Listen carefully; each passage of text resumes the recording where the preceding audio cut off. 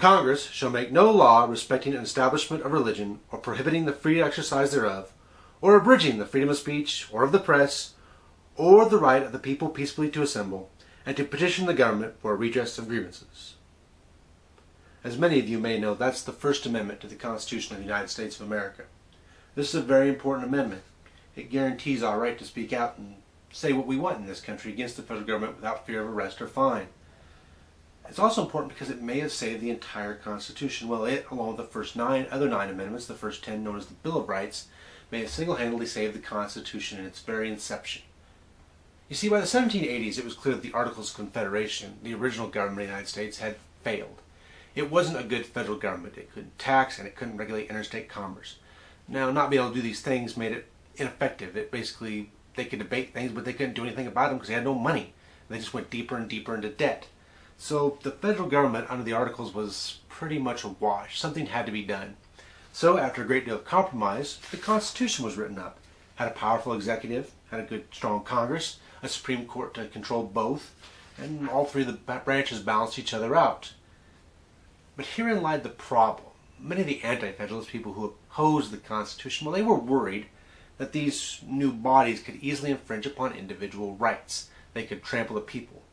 The United States just kicked out the British who were trampling on the people, so why would they build a federal government that could do the exact same thing? What would be the point of getting rid of the British if you allowed a domestic government to do the exact same thing?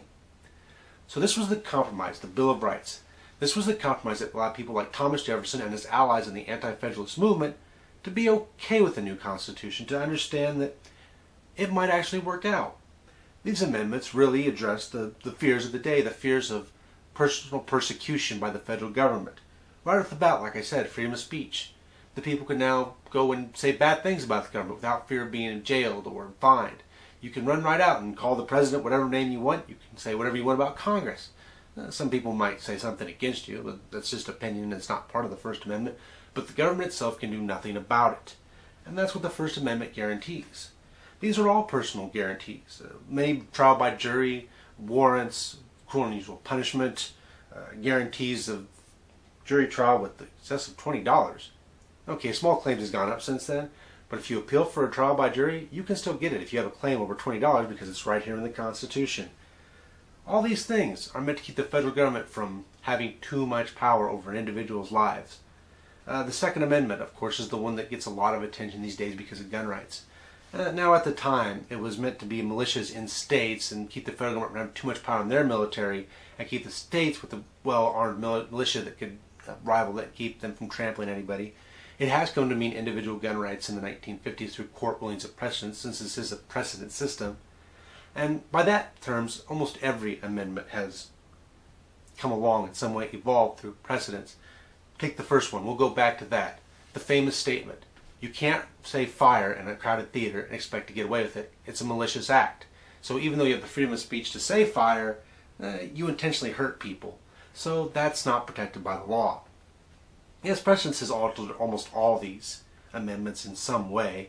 That's the system we live under. But they all still remain intact and are viable, and the opposite can be argued no matter what precedence is set. And the best part is, 9 and 10, the ones a lot of people don't really talk about, well, they say right there, the government can't overrule any of this.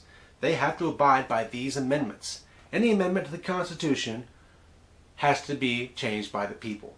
It can't be just changed willy-nilly. As you know, to add an amendment, it's kind of difficult. It has to be approved by 2/3 of the House and the Senate, and then by 3/4 of the states, or brought up by 2/3 of the states in a constitutional convention, and then approved by 3/4 of the states. You actually don't even need Congress to pass an amendment. That's never been done, but it's not necessary to have them. So, there you have it. The first 10 amendments, the Bill of Rights, the Constitution of the United States, which made it possible for this Constitution to pass, which guaranteed individual liberties, which allowed the anti-federalists to more or less approve the Constitution for what it was, and make it the viable government of the United States that it's been for the last 200 plus years. Maybe not always completely viable, but viable enough that it works. Well, I guess those are the amendments. We can talk about some more some other time. 18 and 21, we definitely have to go into someday.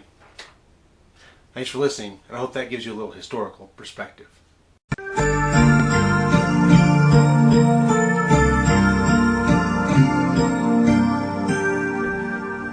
you.